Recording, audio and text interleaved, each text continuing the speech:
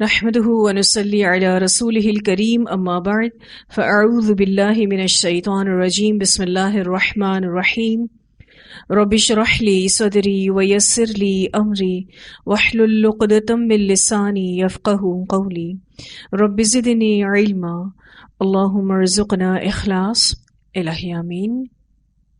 Lesson number 10 سورة البقرہ آیت number 49 to 59. ان آیات کو شروع کرنے سے پہلے آپ کو کچھ تفصیلات بنی اسرائیل کے بارے میں بتانا چاہوں گی. آگے آنے والی آیات بنی اسرائیل کے بارے میں ہیں. ان کے کچھ رویوں کا ذکر ہے، ان پر آنے والی آزمائشوں اور ہونے والے انعامات کا ذکر کیا جا رہا ہے. بنی اسرائیل حضرت یعقوب علیہ السلام کی اولاد تھے. حضرت یعقوب علیہ السلام کے 12 بیٹے تھے اور سب سے بڑے بیٹے کا نام یہودا تھا. یوسف علیہ السلام بھی حضرت یعقوب علیہ السلام کے بیٹے تھے. ان کا اصل وطن فلسطین تھا. بنی اسرائیلیوں کا اصل وطن فلسطین تھا.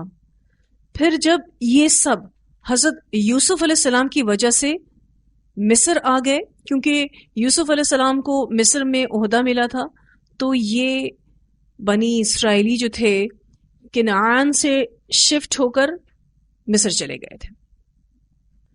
اب ان کا اوریجنل جو اسٹیٹ تھا وہ فلسطین تھا، لیکن یہ یوسف علیہ السلام کی وجہ سے مصر میں شفٹ ہو گئے تھے. کچھ عرصہ تو بڑا ہی باعزت گزرا. پھر مصر کا ایک بادشاہ جس کا نام فرعون تھا، اس کو عمارتیں بنانے کا بہت شوق تھا، اور اس نے اپنے اس شوق کی تکمیل کے لیے بنی اسرائیلیوں کو غلام بنایا، ان سے جبری مشقتیں کروائیں. اب سوال یہ پیدا ہوتا ہے کہ یہ بنی اسرائیلی جو تھے یہ غلام کیسے بنے؟ یہ اپنے ایمان کی کمزوری کی وجہ سے غلامی میں مبتلا ہو گئے. ان پر اللہ تعالیٰ نے یہ آزمائش ڈالی، اور یہ آزمائش اللہ تعالیٰ نے ان پر اس لیے ڈالی کہ وہ اصل راستے سے ہٹ گئے تھے. پھر اللہ تعالیٰ اپنے بندوں کو جب صحیح راستے پر لانا چاہتے ہیں تو دنیا میں ہی پلٹنے اور سیدھے راستے پر لانے کے لیے ان کو آزمائشوں میں مبتلا کرتے ہیں، یعنی ان کو ڈیفیکلٹیز دیتے ہیں تاکہ وہ بندہ اللہ کی طرف راغب ہو، اللہ کی طرف پلٹے. پھر اللہ سبحانہ تعالیٰ نے ان کو اس مشکل سے نجات دینے کے لیے حضرت موسیٰ علیہ السلام کو بھیجا، حضرت ہارون علیہ السلام کو بھیجا. پھر فرعون سے نجات دی، سمندر پار کروایا، فرعون سے مقابلہ کر کے ان کو اصل وطن کی طرف لے کر آئے. سمندر پار کرنے کے بعد 40 دن کے لیے یہ صحرائے سینا میں تھے. اس دوران حضرت موسیٰ کوہ طور پر بلائے گئے. اللہ تعالیٰ نے ان کو اپنے پاس بلایا تھا تاکہ ان کو تورات دیں. یہ بنی اسرائیلی اس تورات کو پا کر اس پر عمل کرنے والے بنے. لیکن پیچھے سے یہ ہوا کہ اس قوم نے شرک کیا، یعنی یہ قوم شرک میں مبتلا ہو گئی. موسیٰ علیہ السلام کوہ طور پر گئے تھے تورات لینے کے لیے، پیچھے سے ان کی قوم نے شرک کیا اور بچڑے کو معبود بنا لیا. سزا کے طور پر اللہ تعالیٰ نے ان کے اپنے اصل وطن جانے کا پروگرام 40 سال تک پوسٹپون کر دیا، مؤخر کر دیا. اس دوران یہ ایک میدان میں رہے جس کو میدان تیہ کہا جاتا ہے. موسیٰ و ہارون علیہم السلام اسی دوران فوت ہو گئے، اور پھر ان کے شاگرد یوشع بن نون کی قیادت میں یہ اپنے اصل وطن میں داخل ہوئے تھے. ان کو بھی نبوت ملی تھی، یوشع بن نون کو بھی نبوت ملی تھی. اس طرح وہ اپنے اصل وطن میں داخل ہو گئے. ان میں بہت سے پیغمبر آئے، بہت سی نعمتوں سے یہ نوازے گئے. ان کو دینی اور دنیاوی دونوں ترقیوں سے اللہ تعالیٰ نے نوازا. انہی میں ہی داؤد علیہ السلام آئے، انہی میں ہی سلیمان علیہ السلام آئے. بڑے بڑے بادشاہ ان کے دور میں ان کو خوب ترقی نصیب ہوئی، ان کو بہت ہی عروج ملا۔ ایک چھوٹا سا تعارف تھا بنی اسرائیل کا کہ یہ کتنی بلیسڈ قوم تھی۔ اب جو آیات شروع ہو رہی ہیں اس میں انہی کا ہی ذکر ہے، اور اللہ تعالی یہود کو خطاب کر کے جو نبی اکرم صلی اللہ علیہ وسلم کے دور میں تھے ان کے آبا و اجداد پر کی گئی نعمتیں یاد دلائیں گے تاکہ وہ ان نعمتوں کا شکر بجا لائیں۔ کس صورت میں؟ اللہ پر ایمان لانے کی صورت میں۔ اللہ سبحانہ تعالیٰ فرماتے ہیں وَإِذْ، اور جب، میں نے آپ سے کہا تھا کہ قرآن پاک میں اذ کا لفظ جب بھی آئے گا تو معنی اذکروا ہوتا ہے۔ وَإِذْ، اور جب یعنی وہ وقت یاد کرو، نجیناکم، نجات دی ہم نے تم کو، نجی نجات دی، نا ہم نے، کم تم کو۔ نجیناکم کا لفظ نون جیم یا سے ہے، معنی کسی مصیبت سے نجات پانا۔ یہ لفظ آپ اردو میں بھی پڑھتے ہیں، نجات کا لفظ۔ اور جب نجات دی ہم نے تم کو، یعنی رہائی دی ہم نے تم کو، من آل فرعون، آل فرعون سے۔ من آل فرعون سے پہلی مراد فرعون خود، دوسرا اس کے گھر والے، تیسرا اس کے لشکر، اور چوتھا اس کے پیروکار۔ اللہ تعالیٰ یہاں پر اپنی نعمت کا ذکر کر رہے ہیں کہ وہ وقت یاد کرو جب اللہ نے تم کو آل فرعون سے نجات دی۔ وہ آل فرعون یسومونکم، وہ تکلیف دیتے تھے تم کو۔ یسومونکم کا جو لفظ ہے سین واو میم سے ہے، ایسی تکلیف جس میں ذلت اور خواری ہو۔ وہ تکلیف دیتے تھے تم کو سوء العذاب، برے عذاب کی۔ سوء کا جو لفظ ہے سین واو حمزہ سے ہے، ہر وہ چیز جو انسان کو غم میں مبتلا کرے۔ یہ لفظ ناگوار چیز کے لیے بھی آتا ہے اور بدصورت چیز کے لیے بھی آتا ہے، اور دونوں طرح کی بدصورتی، ظاہری اور معنوی، دونوں طرح کی بدصورتی کے لیے یہ لفظ آتا ہے۔ اللہ تعالیٰ فرماتے ہیں وہ وقت یاد کرو جب اللہ نے تمہیں آل فرعون سے نجات دی، وہ آل فرعون جو تمہیں تکلیف دیتے تھے برے عذاب کے ساتھ۔ اب وہ برا عذاب کیا تھا اس کی وضاحت آگے آ رہی ہے۔ یذبحون، وہ خوب ذبح کرتے تھے، ابناءکم، تمہارے بیٹوں کو۔ یہ وہ پہلا برا عذاب تھا جو آل فرعون بنی اسرائیلیوں کو دیتے تھے کہ وہ ان کے بیٹوں کو ذبح کر دیتے تھے۔ یذبحون کا جو لفظ ہے یہ ذال با حا سے ہے، لیکن آپ یہاں با پر شد دیکھ رہے ہیں۔ اس شد کی وجہ سے اس لفظ میں تکلیف، تدبیر اور اہتمام کے ساتھ ذبح کرنے کا معنی آ جاتا ہے۔ یہ شد کیا شو کر رہی ہے کہ وہ ذبح تو کرتا تھا لیکن تکلیف دے کر، پوری تدبیر کے ساتھ، یعنی پوری پلاننگ کے ساتھ، پورے اہتمام کے ساتھ۔ اسی لیے آپ دیکھیں کہ ٹرانسلیشن میں ہم نے خوب کا لفظ دیا ہے، وہ خوب ذبح کرتے تھے تمہارے بیٹوں کو۔ فرعون کیوں ذبح کیا کرتا تھا بنی اسرائیلیوں کے بیٹوں کو؟ اس کی پہلی وجہ یہ بتائی جاتی ہے کہ فرعون کو خواب آیا تھا کہ ایک ایسا بچہ پیدا ہوگا جو اس کی سلطنت کو ختم کر دے گا۔ اس نے یہ آرڈر جاری کیا تھا کہ بنی اسرائیلیوں کے بیٹوں کو 1 سال قتل کیا جائے گا اور 1 سال قتل نہیں کیا جائے گا۔ اس کی ایک دوسری وجہ بھی بتائی جاتی ہے، وہ یہ کہ فرعون یہ نہیں چاہتا تھا کہ بنی اسرائیل کی آبادی اور نسل بڑھے، اس لیے وہ 1 سال لڑکوں کو قتل کر دیتا اور 1 سال چھوڑ دیتا۔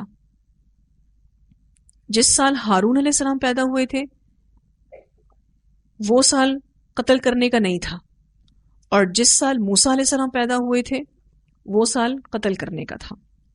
اب یہ دو وجوہات تفاسیر میں آتی ہیں۔ دوسری وجہ زیادہ راجع محسوس ہوتی ہے، وہ ایسے کہ اگر فرعون نے خواب دیکھا تھا کہ کوئی لڑکا بنی اسرائیلیوں میں سے اس کی سلطنت کو تباہ کر دے گا تو وہ ایک بھی لڑکے کو نہ چھوڑتا، سارے ہی لڑکوں کو مروا دیتا۔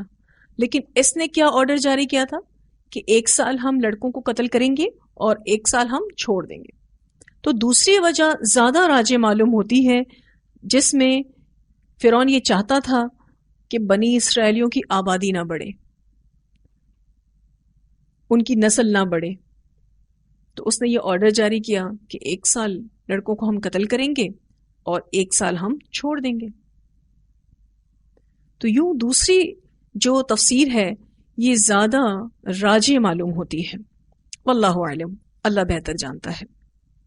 لیکن یہ عذاب تو وہ دیا کرتا تھا، یذبحون ابناءکم، وہ خوب ذبح کرتے تھے تمہارے بیٹوں کو۔ دوسرا برا عذاب ویستحیون، اور وہ زندہ چھوڑ دیتے تھے نساءکم، تمہاری عورتوں یعنی بیٹیوں کو۔ یہاں پر خاص الخاص معنی بیٹیوں کا آئے گا۔ ویسے نساء کا لفظ بڑی عورتوں اور چھوٹی بچیوں کے لیے آتا ہے، بڑی عورتوں کو بھی نساء کہتے ہیں اور چھوٹی بچیوں کو بھی، لیکن خاص الخاص یہاں پر آپ دیکھیے کہ بریکٹ میں ہم نے بیٹیوں کا معنی دیا ہے، یہ بیٹیوں کو زندہ چھوڑ دیتے تھے۔ جو لڑکیاں ان کے ہاں پیدا ہوتی تھیں یہ انہیں اپنی لونڈیاں اور باندیاں بنا لیتے تھے، اور عورتوں کا نام اس لیے بھی لیا گیا تاکہ بنی اسرائیلیوں میں غیرت جاگے۔ وفی ذالکم، اور اس میں ذالکم جو ہے یہ ذالکہ کی طرح ہی ہے، یعنی اسم اشارہ ہے، لیکن اس کی سپیلنگ میں آپ دیکھیے کم آ رہا ہے، یہ ضمیر نہیں ہے، ٹھیک ہے؟ ورنہ آپ دیکھیں کم جب آتا ہے تو تم تمہارا کے میننگز آتے ہیں، لیکن یہاں پر ذالکم ایکچولی ذالکہ ہی ہے، لیکن یہ انداز تب اختیار کیا جاتا ہے جب کسی بھی بات کی عظمت کو شو کرنا ہو، اس کی تعظیم کو شو کرنا ہو۔ تو اللہ سبحانہ تعالیٰ یہاں پر یہ والا اشارہ استعمال کر رہے ہیں وفی ذالکم، اور اس میں بلاؤن ایک آزمائش تھی، یعنی وہ بہت ہی بڑی آزمائش تھی، من ربکم، تمہارے رب کی طرف سے۔ یہ آل فرعون جو تمہیں عذاب دیتے تھے اس میں اللہ کی طرف سے بہت بڑی آزمائش تھی۔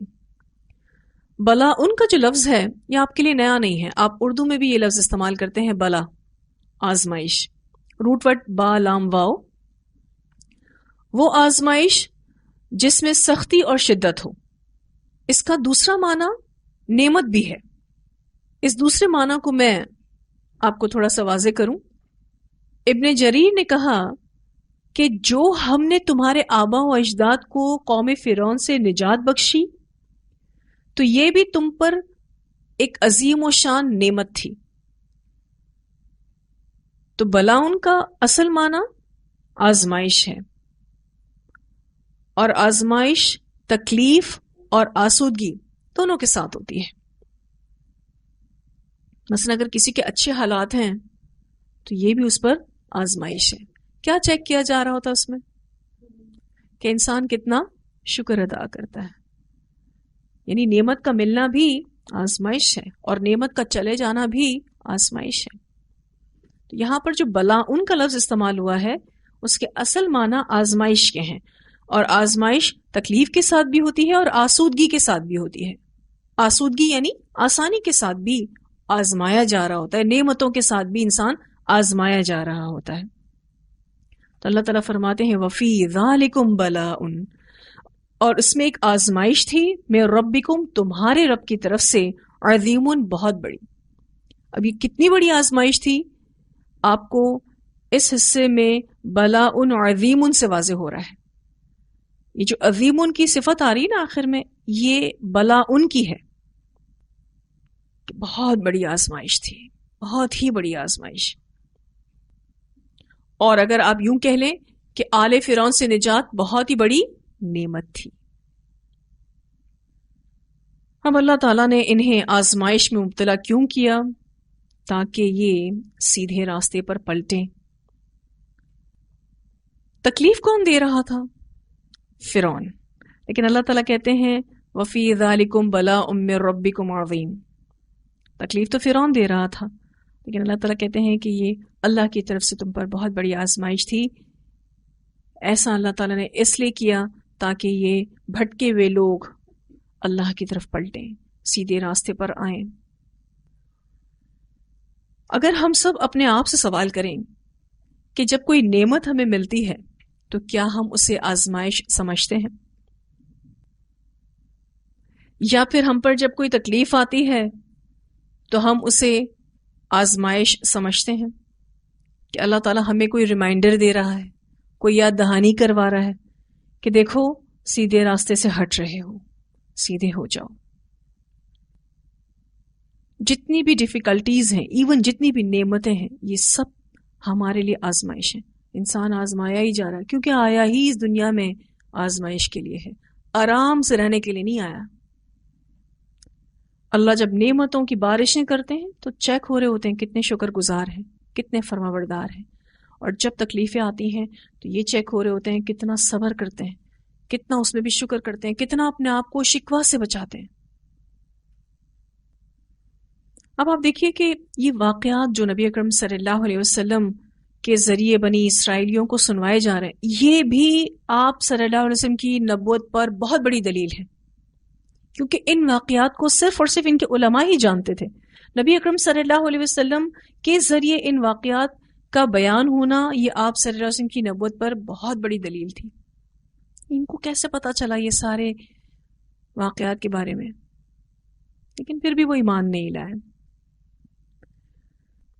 اور جب نبوت کی دلیل دی جا رہی تھی تو اس بات کا مطالبہ بھی تھا کہ اس نبی پر ایمان لاؤ اور اس کا ساتھ دو۔ پھر اللہ سبحانہ تعالیٰ فرماتے ہیں وَإِذْ، اور جب فرقنا، پھاڑا ہم نے۔ فرقنا کا لفظ بھی آپ اردو میں پڑھتے ہیں فرق کرنا، کسی چیز کو دو یا دو سے زائد حصوں میں تقسیم کر دینا، یہ اس کا لفظی معنی ہے۔ کسی چیز کو دو یا دو سے زائد حصوں میں تقسیم کر دینا، ڈیوائڈ کر دینا۔ وَإِذْ فَرَقْنَا، اور جب پھاڑا ہم نے، بِكُمْ، تمہارے لیے، البحر، سمندر کو، فَأَنْجَيْنَاكُمْ، پھر نجات دی ہم نے تم کو، یا آپ یوں کہہ لیجئے رہائی دی ہم نے تم کو۔ وَأَغْرَقْنَا، اور غرق کر دیا ہم نے، آل فرعون، آل فرعون کو، وَأَنْتُمْ، اور تم، تنظرون، تم دیکھ رہے تھے۔ کیا دیکھ رہے تھے؟ فرعون اور اس کے لشکر کو غرق ہوتا ہوا تم دیکھ رہے تھے۔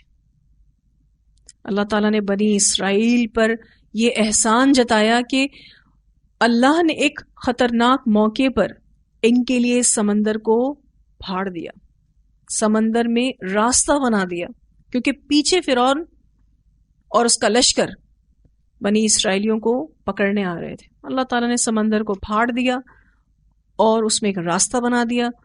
بنی اسرائیلی جو کہ لاکھوں میں تھے وہ اس سمندر کو آرام سے پار کر لیتے ہیں، لیکن جب فرعون اور اس کی فوج بنی اسرائیلیوں کا پیچھا کرتے ہوئے سمندر کے اندر داخل ہوئی تو اللہ تعالیٰ نے سمندر کو حکم دیا کہ اپنی اصلی حالت میں آ جاؤ۔ پورا لشکر غرق ہو گیا۔ اور اللہ تعالیٰ فرماتے ہیں کہ تم یہ تمام مناظر دیکھ رہے تھے۔ کتنی بڑی نشانی دیکھی بنی اسرائیلیوں نے، کتنی بڑی۔ اسی لیے جب یہ ایمان نہیں لاتے تو اللہ تعالیٰ ناراض بھی ان سے بہت ہوتے ہیں، کیونکہ ان کو اللہ تعالیٰ نے بہت بڑی بڑی نشانیوں کو دکھایا تھا۔ تو سمندر پار کروایا، فرعون سے نجات دلائی۔ یہ واقعہ عاشورہ یعنی 10 محرم کے دن پیش آیا۔ سیدنا عبداللہ بن عباس رضی اللہ تعالیٰ عنہما روایت کرتے ہیں کہ رسول اللہ صلی اللہ علیہ وسلم مدینہ منورہ تشریف لائے تو آپ صلی اللہ علیہ وسلم نے دیکھا کہ یہودی عاشورہ کے دن کا روزہ رکھتے ہیں، جتنے بھی یہ یہود تھے یہ 10 محرم کو روزہ رکھتے تھے. آپ صلی اللہ علیہ وسلم نے ان سے دریافت فرمایا کہ تم اس دن روزہ کیوں رکھتے ہو؟ انہوں نے جواب دیا یہ بڑی عظمت والا دن ہے کیونکہ اس دن اللہ تعالیٰ نے بنی اسرائیل کو ان کے دشمن سے نجات دی تھی. سو موسیٰ نے اس دن روزہ رکھا تھا. آپ صلی اللہ علیہ وسلم نے فرمایا میں تمہاری نسبت موسیٰ علیہ السلام کا زیادہ حقدار ہوں، یعنی ہم زیادہ قریب ہیں موسیٰ کے تمہاری نسبت. پس رسول اللہ صلی اللہ علیہ وسلم نے بھی اس دن کا روزہ رکھا اور صحابہ کرام رضی اللہ عنہم کو بھی روزہ رکھنے کا حکم دیا. اس سے بخاری نے روایت کیا ہے. پھر رمضان کے روزے فرض ہو گئے تو عاشورہ کے دن کا روزہ نفل قرار دے دیا گیا، اور وفات سے پہلے آپ صلی اللہ علیہ وسلم نے فرمایا تھا کہ اگر آئندہ سال میں زندہ رہا تو میں ضرور 9 محرم کا روزہ رکھوں گا، مگر آپ صلی اللہ علیہ وسلم اس سے پہلے ہی فوت ہو گئے. اسے مسلم نے روایت کیا ہے. یعنی یہود کی مشابہت سے بچنے کے لیے آپ صلی اللہ علیہ وسلم نے صحابہ کرام کو کیا انسٹرکشنز دی کہ ہم صرف 10 محرم کا روزہ نہیں رکھیں گے کیونکہ 10 محرم کا روزہ یہود رکھتے ہیں، ہماری ان کے ساتھ مشابہت نہ ہو جائے، اسی لیے ہم 10 محرم کے ساتھ 9 محرم والے دن بھی روزہ رکھیں گے. اگر کوئی 10 محرم کے ساتھ 9 محرم کا روزہ نہ رکھ سکے تو پھر وہ 11 محرم کا روزہ رکھے تاکہ وہ یہودیوں کی مشابہت سے خود کو بچا لے. لیکن ایسا ہوا کہ رسول اللہ صلی اللہ علیہ وسلم اگلے سال فوت ہو گئے تھے تو یہ حکم باقی رہا. یعنی اب امت جب بھی روزہ رکھے گی 10 محرم کا تو اس کو لازم ہے کہ وہ 9 کے ساتھ اس کو جوڑے یا پھر 11 محرم کے ساتھ اس کو جوڑے. وَإِذْ اور جب وَعَدْنَا ہم نے وعدہ لیا موسیٰ علیہ السلام سے 40 لیلتاً راتوں کا. یہ سمندر پار جب کرا دیے گئے اللہ تعالیٰ نے ان کو فرعون اور فرعون کی آل سے محفوظ کر دیا. فرعون کی غرقابی کے بعد بنی اسرائیل جب جزیرہ نمائے سینا میں پہنچ گئے تو اللہ تعالیٰ نے موسیٰ علیہ السلام کو 40 راتوں کے لیے کوہ طور پر طلب فرمایا تاکہ اس نئی آزاد شدہ قوم کو عملی ہدایت اور احکام عطا کیے جائیں، یعنی ان کو تورات دی جائے تاکہ یہ اس پر عمل کر سکیں. اسی واقعے کا ذکر یہاں ہو رہا ہے. وَإِذْ وَعَدْنَا مُوسَىٰ 40 لَيْلَةً ثُمَّ پھر اتخذتم العجل بنا لیا تم نے بچڑے کو یعنی معبود من بعدہ اس موسیٰ کے بعد، یعنی اس موسیٰ کے پیچھے. موسیٰ علیہ السلام کوہ طور پر گئے ہوئے تھے تورات لینے کے لیے، پیچھے سے ان کی قوم شرک میں مبتلا ہو گئی. یہ جو عجل کا لفظ ہے یہ آپ کے لیے نیا ہے. اس کا روٹ ورڈ عین جیم لام ہے. عجل گائے کے بچے کو کہتے ہیں جس کی عمر 1 ماہ ہو. اب موسیٰ علیہ السلام جیسے ہی کوہ طور پر گئے، موسیٰ کے جانے کے بعد انہوں نے بچڑے کی پوجا شروع کر دی، کیونکہ مصر میں گوسالہ کا عام رواج تھا. گوسالہ یعنی گائے کی پوجا کرنے کا عام رواج تھا. فرعون سے نجات کے بعد بھی ان بنی اسرائیلیوں میں گائے کی پوجا کے جراثیم ختم نہیں ہوئے تھے. اتنی بڑی بڑی نشانیاں دیکھی انہوں نے، اس کے باوجود بھی آپ دیکھیے کہ جیسے ہی موسیٰ علیہ السلام کوہ طور پر تورات لینے گئے تو پیچھے سے انہوں نے ایک بچڑے کا مجسمہ بنوایا اور اس کی پوجا شروع کر دی. اس واقعے کی تفصیل انشاءاللہ آگے بھی آئے گی.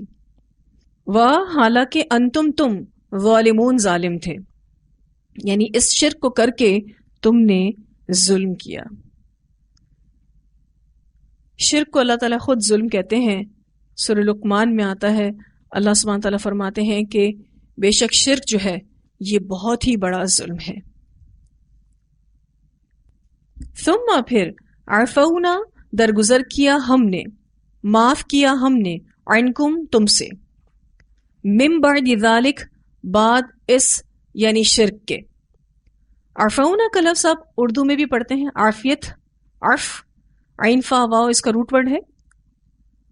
مانا جو شخص سزا کا مستحق ہو اس کو چھوڑ دینا، قصور کو معاف کر دینا. جو شخص سزا کا مستحق ہو اس کو چھوڑ دینا، قصور کو معاف کر دینا. پھر درگزر کیا ہم نے تم سے اس شرک کے بعد. تو یہ اللہ تعالیٰ کا ایک اور انعام ان پر کہ شرک کی معافی ان کو ملی. لعلکم، تاکہ تم تشکرون، تم شکر ادا کرو. تشکرون کا لفظ بھی آپ اردو میں پڑھتے ہیں، شکر، شین کا فرا اس کا روٹ ورڈ ہے. کسی کے احسان کا اعتراف اور اس کا اظہار کرنا، چاہے زبان سے چاہے عمل سے، یہ ہے شکر گزاری. کسی کے احسان کا اعتراف کرنا اور اس کا اظہار بھی کرنا، چاہے زبان سے چاہے عمل سے. اللہ نے تمہیں معاف کر دیا تاکہ تم شکر بجا لاؤ. شرک کی معافی مل گئی ان کو. وہ معافی کس طرح سے ملی اس کا ذکر انشاءاللہ آگے آئے گا. پہلے ان آیات کی تلاوت سنتے ہیں، پھر اس کو انشاءاللہ مزید پڑھیں گے. وَإِذْ نَجَّيْنَاكُمْ مِنْ آلِ فِرْعَوْنَ يَسُومُونَكُمْ سُوءَ الْعَذَابِ يُذَبِّحُونَ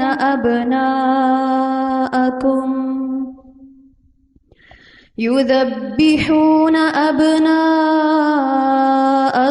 وَيَسْتَحْيُونَ نِسَاءَكُمْ وَفِي ذَلِكُمْ بَلَاءٌ مِّن رَّبِّكُمْ عَظِيمٌ. وَإِذْ فَرَقْنَا بِكُمُ الْبَحْرَ فَأَنجَيْنَاكُمْ وَأَغْرَقْنَا آلَ فِرْعَوْنَ وَأَنْتُمْ تَنظُرُونَ. وَإِذْ وَاعَدْنَا مُوسَىٰ 40 لَيْلَةً ثُمَّ اتَّخَذْتُمُ الْعِجْلَ مِن بَعْدِهِ وَأَنْتُمْ ظَالِمُونَ. ثُمَّ عَفَوْنَا عَنْكُمْ مِن بَعْدِ ذَلِكَ لَعَلَّكُمْ تَشْكُرُونَ. قرآن پاک میں جو تاریخی واقعات بیان ہوئے ہیں وہ دو طرح سے بیان ہوئے ہیں. بعض ایسے واقعات ہیں جو پورے قرآن میں صرف ایک دو جگہ بیان کیے گئے ہیں، جیسے اصحاب کہف کا واقعہ ہے، یا ذوالقرنین کا واقعہ ہے، یا لقمان کے بارے میں آتا ہے. اسی طرح سے سیدنا یوسف علیہ السلام کا قصہ بیان ہوا ہے. تو بعض واقعات ایسے ہیں کہ جو قرآن پاک میں ایک یا دو جگہ بیان ہوئے ہیں، لیکن بعض ایسے واقعات ہیں کہ جن کو بار بار دہرایا گیا ہے، جیسے حضرت موسیٰ علیہ السلام کا واقعہ، اور اسی طرح سے بنی اسرائیلیوں کے واقعات. کبھی آپ دیکھیں گے کہ شارٹلی بیان ہوئے یعنی مختصراً بیان ہوئے ہیں، کہیں آپ دیکھیں گے کہ یہ ڈیٹیل میں بیان ہوئے یعنی تفصیلاً بیان ہوئے ہیں.